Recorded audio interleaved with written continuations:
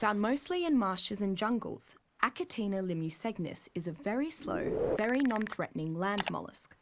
It might be the simplest creature on the island to hunt, and while it only provides a small amount of meat and chitin, an easy meal is always of value on the island. Unlike nearly every other creature on the island, Achatina does not defecate normally. Instead, it secretes a thick, sticky substance. Achatina leaves trails of this slime, but the trails are so thin that they crumble to dust quickly. Legend has it that Achatina can be tamed with a special cake made from harvested crops and resources. There is a very disgusting but useful fact about Achatina that causes tribes to seek to tame them. Its secretions are chemically similar to the cementing paste and organic polymer used by many tribes for building materials. Tamed Achatina naturally accumulates this slime over time, which can then be collected at the tribe's convenience. Smaller but faster than Tyrannosaurus, larger but slower than Carnotaurus, Allosaurus therotribus is the island's resident pack-hunting theropod. While most aggressive theropods are relatively solitary creatures, Allosaurus lives in groups of 3. One Allosaurus is the alpha, while the others are its mates, or a beta male. Like humans find value in forming a tribe, the Allosaurus has evolved to hunt in packs. Its saw-shaped teeth leave its prey bleeding and maimed, making escape difficult. Once an Allosaurus slows a creature with its cutting bite, the rest of its pack quickly closes in for the kill. Not everyone thinks a tamed Allosaurus is ideal. Those who appreciate speed generally tame Carnotaurus, while those who value raw stopping power tame Tyrannosaurus. However, riders of Allosaurus tend to respect the utility of its alpha pack status, which along with its bleed-inducing attacks and relative mobility, can effectively turn the tide of a combined arms battle. Usually found in the deepest parts of the water around the island, Ammonitina multiamicus has a strange relationship with the other creatures of the deep. It must do something beneficial for them, since every nearby sea creature defends Ammonitina when it is attacked. What this distinct symbiosis is based on, alas, I have not yet discovered. Ammonitina has also made its way into the deeper parts of many underwater caves. Even within these caves, the creature will draw attention if assaulted, making harvesting its resource-rich shell a tricky proposition, depending on what other dangers may be lurking nearby. Like many of the untamable ocean dwellers, Ammonitina still has enough utility to be a valuable hunting target. If a tribe is willing to risk the wrath of nearby would-be protectors, Ammonitina bile can be harvested from the innards of its corpse. This bile can then be worked over with other chemicals to produce powerful concoctions, the most notable being a mixture that causes creatures to become enraged and attack the source of the scent. Whether its size is caused by adaptation to the island's other inhabitants or by crossbreeding with another larger species, Melanocetus angulopescum is the largest form of anglerfish I've ever heard of.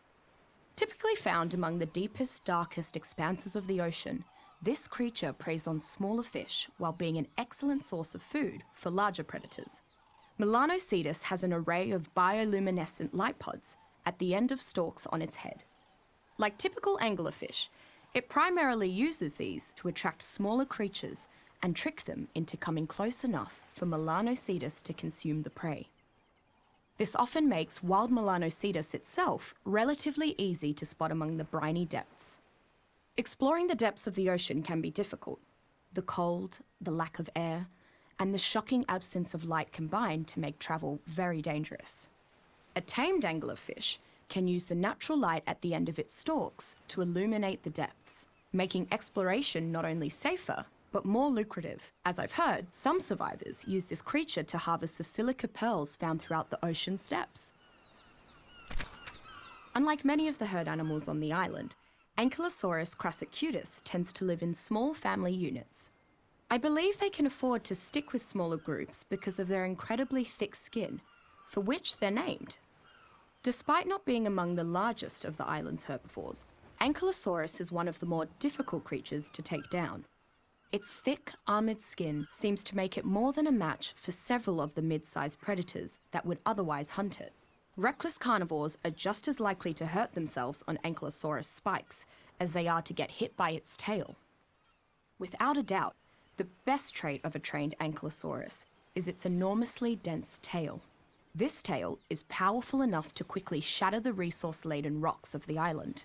One of the wealthier human tribes on the island utilizes a squad of ankylosaurs in its mines and quarries. The creature's affinity for metal enables it to carry raw ore at an effectively reduced weight.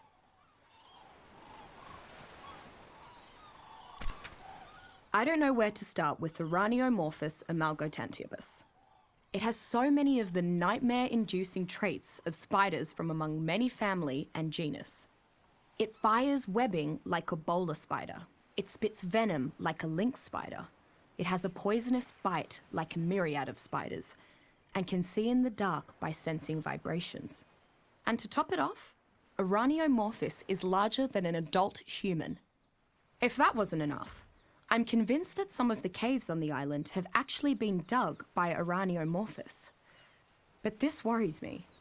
Either Araneomorphous is a colony spider, like ants, or there is a much larger Araneomorphous somewhere on the island. As long as it is kept far from arachnophobics, domesticated Araneomorphous makes an excellent guardian creature for anyone wanting to avoid killing. Their strange web-spraying behaviour is also quite helpful while hunting fast, fleeing prey.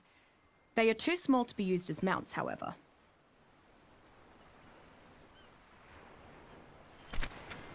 Approximately 1 metre long, the Archaeopteryx magnamealvum is a primarily tree-dwelling protobird. It avoids the ground as much as possible, preferring to stay in the safety of the tree line, where few predators can reach it. I've not seen an Archaeopteryx outright fly yet, so it's possible that they cannot generate enough lift to do more than glide along distances between perches. I'm not sure how a creature so fearful of the ground can be such a picky eater, but Archaeopteryx only seems to consume certain rare insect matter. The most likely explanation is that it tends to nest in infested trees, stripping them bare of such food sources. While not large enough to bear the full weight of an adult human, Archaeopteryx still has great utility. Despite the creature's inability to fly, its wings have sufficient strength to dramatically slow the rate of a person's descent, if that person holds onto Archaeopteryx while airborne. Taming Archaeopteryx can be somewhat troublesome though, as it refuses to eat most common food sources, and glides to prospective safety at the first sign of any interloper. Lording over the skies across the island, Argentavis atracolum has few aerial rivals. It is a small consolation for the island's other avian creatures, then, that Argentavis seems to have little interest in anything alive. Argentavis is actually slower than the island's far more common pteranodon, but it possesses significantly more stamina and can sustain flight for approximately 3 times as long. Its weighty stature, in comparison to the pteranodon, allows it to utilize its talons to support the weight of an additional passenger. Considering its saddle doubles as a mobile crafting station, it makes Argentavis an excellent creature for travelling and hauling cargo over long distances. Quite apart from what I would have guessed, Argentavis does not have the stooped neck typical of modern buzzards and vultures. I don't know if it adapted this stronger neck to deal with the predators on the island, or if its lineage derives from before the stoop neck became common in carrion-eating birds. Whichever it meant to be, it has enabled Argentavis to carry smaller creatures with its beak. The fact that this creature exists is enough to give me nightmares. Like the island's other arthropods, Arthropluera felsanguis has become much larger than I might have believed possible. It's a very aggressive hunter, but prefers to eat meat after it has rotted for some time, and will voraciously seek out such delicacies. Arthropluera's blood has a very low pH, to the point that it can dissolve many materials. This acidic blood splashes back on anything that directly attacks it, weakening the durability of weapons and hurting attackers. Many creatures thusly refuse to prey on Arthropluera, fearing this unique defense. If that wasn't enough, Arthropluera also keeps a small reservoir of blood ready to spit at its prey. Like most of the arthropods on the island, Arthropluera is simple-minded and relatively easy to tame. It is an almost entirely military mount, useful mostly for attacking at a distance. thanks to its unique defences, whether hunting or warring. Arthropluera is generally safe from all but the largest of creatures. Like the Carnotaurus, Baryonyx aquafulguar is a large carnivore, but not large enough to rival the island's apex predators. While not as powerful as some deep-sea predators or Spinosaurus, Baryonyx is an extremely fast swimmer who is still sufficiently nimble enough to threaten most creatures on the island.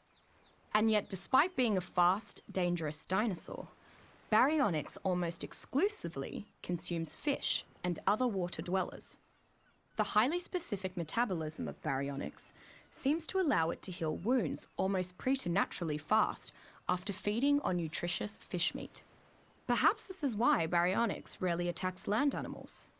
Baryonyx's natural affinity for aquatic predation means that once tamed, it learns to kill ocean dwellers even more efficiently. Between its speed and its power, Baryonyx makes an ideal choice for anyone interested in frequently moving between water and land travel, and who values speed and agility over raw strength. One of the stranger creatures in the waters surrounding the island is Basilosaurus salatium facit. It's a powerful swimmer, which is adapted to the shallows so remarkably well that it rapidly recovers from injuries when near the water's surface. Conversely, it's vulnerable to deep water pressure, which slowly causes it harm.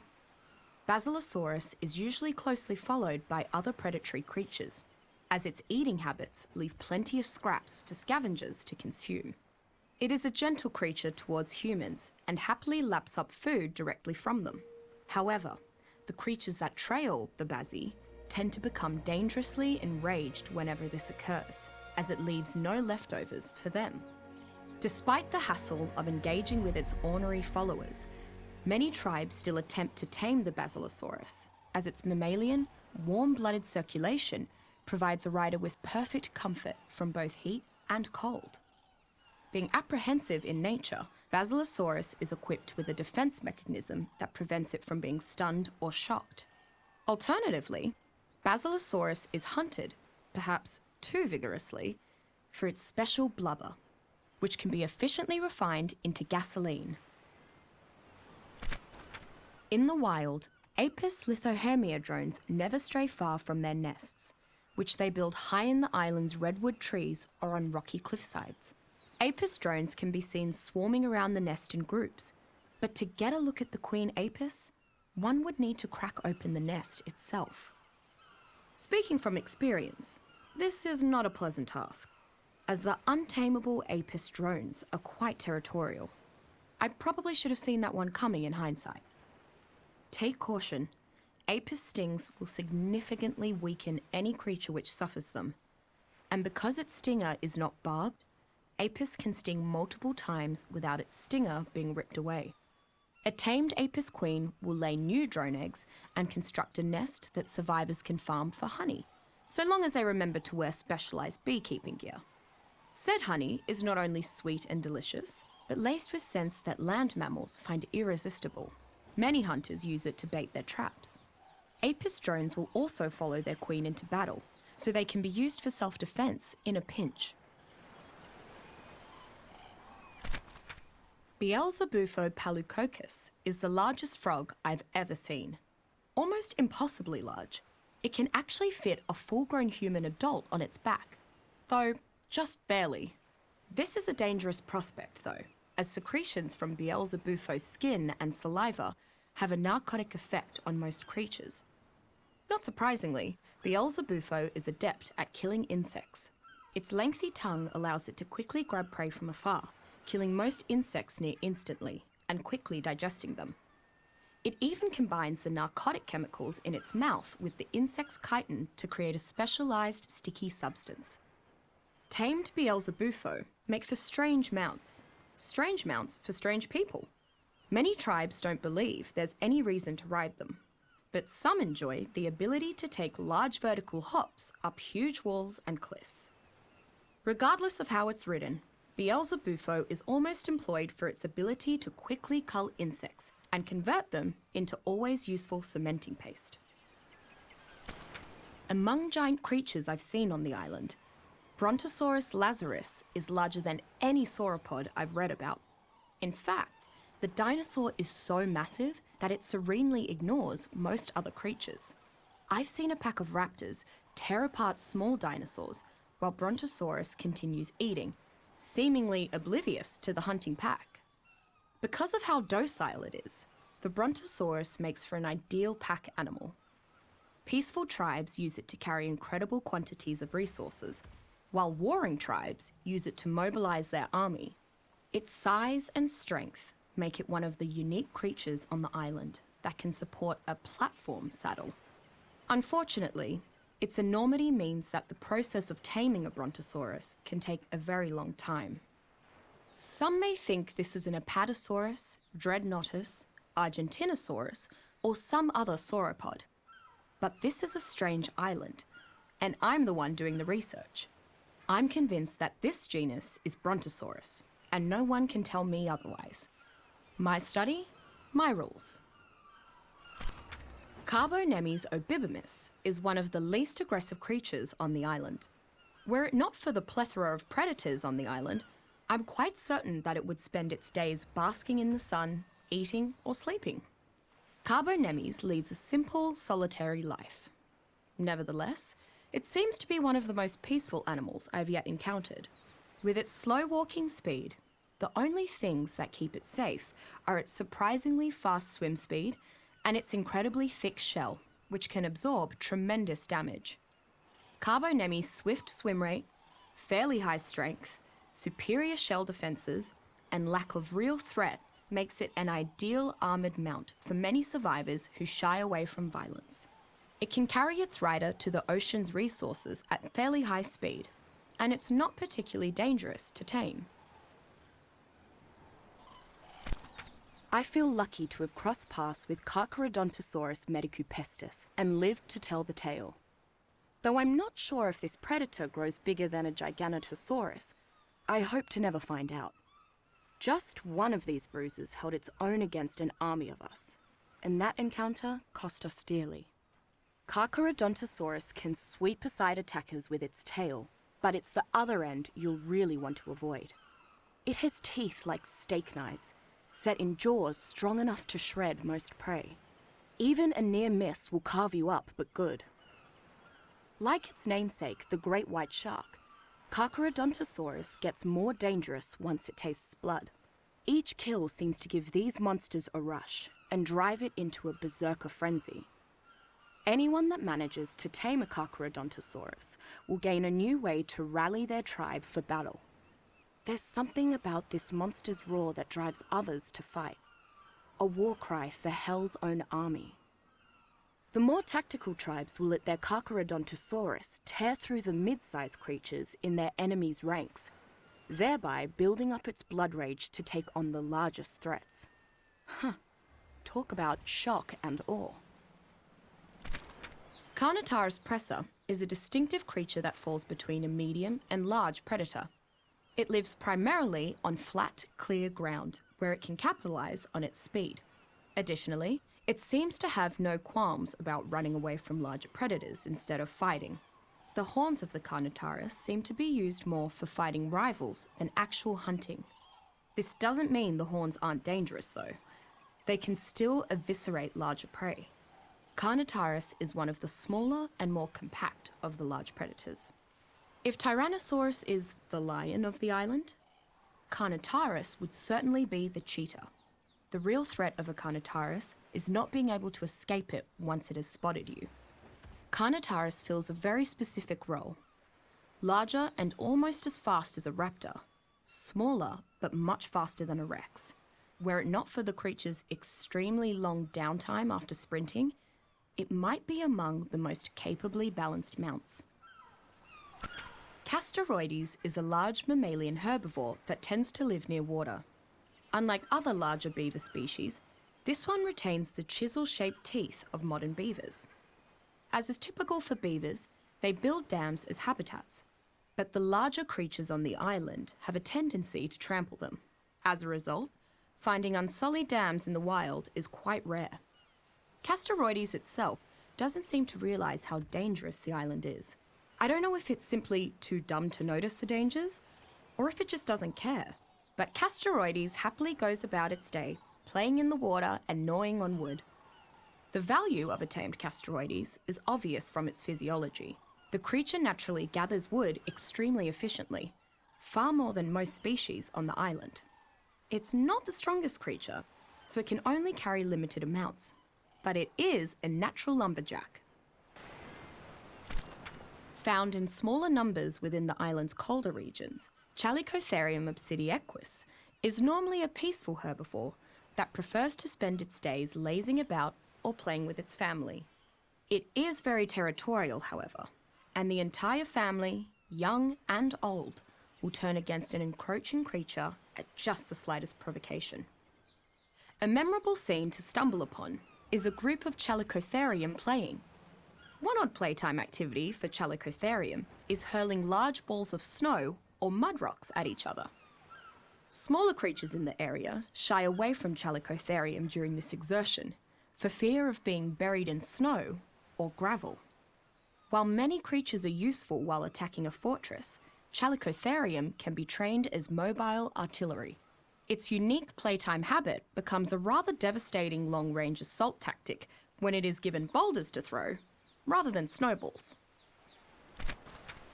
Cnidaria omnimorph is another example of a creature which should not exist. It has traits that seem derived from many types of jellyfish. It possesses the size and shape of large egg yolk jellies, the powerful sting of certain box jellies, and the bioluminescence of deep sea jellies. This all combines to make a dangerous creature that lights up the deepest reaches of the ocean. Cnidaria is not generally aggressive because it lacks normal perceptive senses. It generally just floats along on the current until something gets close enough to sense, at which point it attacks. While its attacks are not directly powerful, its sting injects an incredibly strong and fast-acting sedative. As Cnidaria is barely more intelligent than a plant, there's no effective method to tame one. Most tribes kill Cnidaria on sight, then collect its reserve of powerful sedative to use in technically advanced, long-distance tranquilizers.